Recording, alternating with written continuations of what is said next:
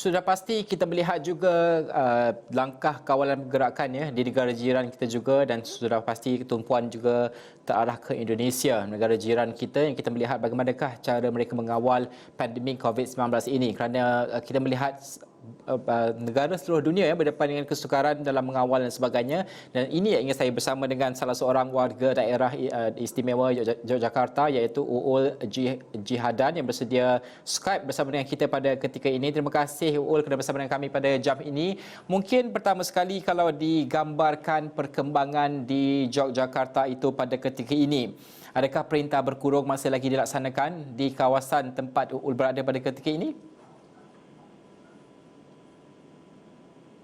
Halo? Ya, boleh dengar saya Uul? Ya. Okey. Bagaimana keadaan sekarang di tempat yang Uul berada pada ketika ini? Adakah perintah kawalan pergerakan ataupun lockdown masih lagi dijalankan di sana? Kalau dekat dekat Yogyakarta, Indonesia kan besar ya. Ya. Tapi dekat Yogyakarta ini dia macam bukan lockdown, tapi kita ada namanya physical distancing. So kita tak boleh pergi-pergi.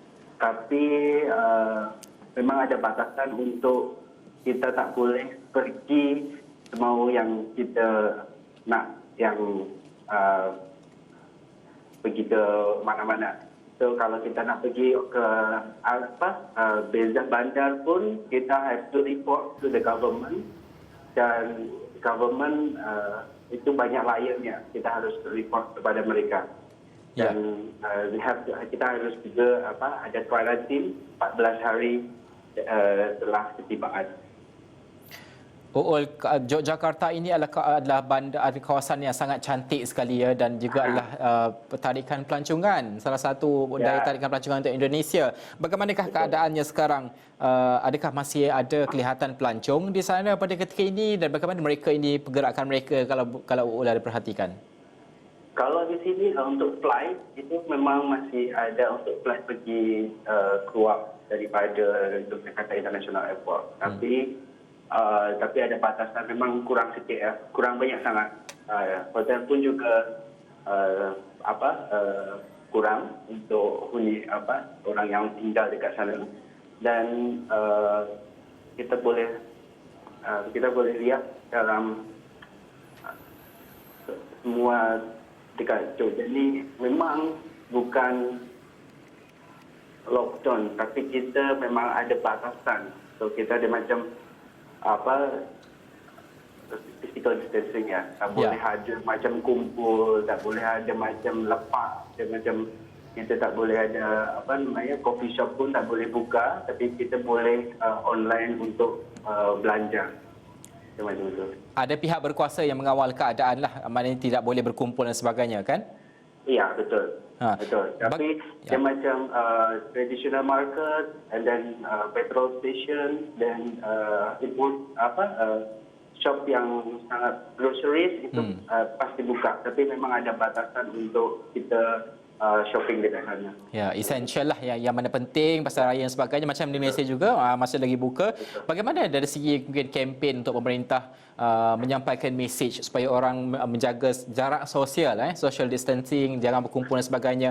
Kerana Indonesia ni kadang-kadang kalau saya lihat di social media tu kreatif penyampaian mesejnya untuk memastikan bahawa yalah, seperti yang Ul cakap tadi, Indonesia ni ramai, rakyatnya kan besar, jadi mesej itu perlu sampai secara kreatif. Adakah penyampaian kreatif itu ada di Yogyakarta?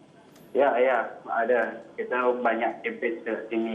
Kita semua bukan hanya ada macam kalau dekat Malaysia nama negeri ya. Kalau kita nama provinsi, semua provinsi kita memang ada kempen yang memang harus sampai ke warga untuk tak boleh pergi ke mana-mana. Kempennya adakah menggunakan media massa, TV ke, ataupun social media, ataupun billboard? Bagaimana mereka memaparkan mesej itu?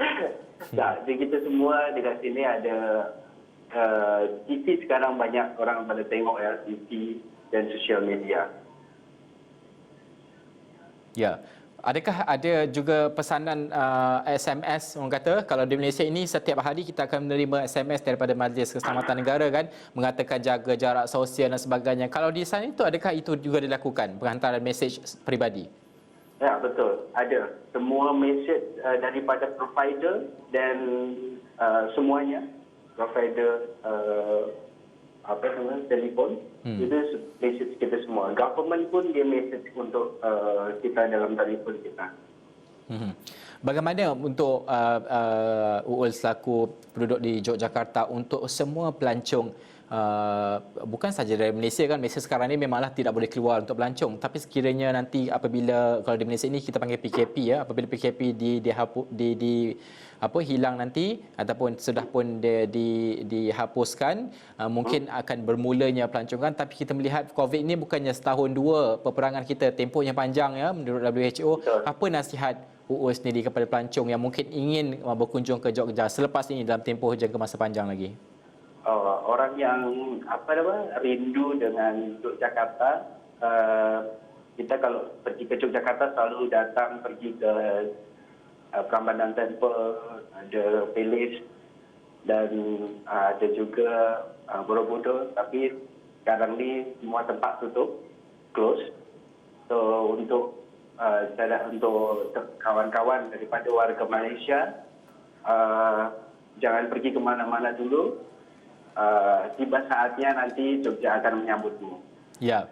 Uul, terima kasih kerana bersama dengan kami pada jam ini. Uul, rakan saya Ihsan Yahya sangat menyukai Yogyakarta tu. Ya. Jadi kita mendoakan keselamatan penduduk Yogyakarta dan juga Uul dan juga ahli keluarga dan semua rakyat Indonesia pastinya dalam tempoh yang sukar ini. Kita berjiran, pastinya kita merasai perkara yang sama juga kan dalam tempoh yang sukar ini. Terima kasih Uul Jihadan, iaitu warga daerah istimewa Yogyakarta.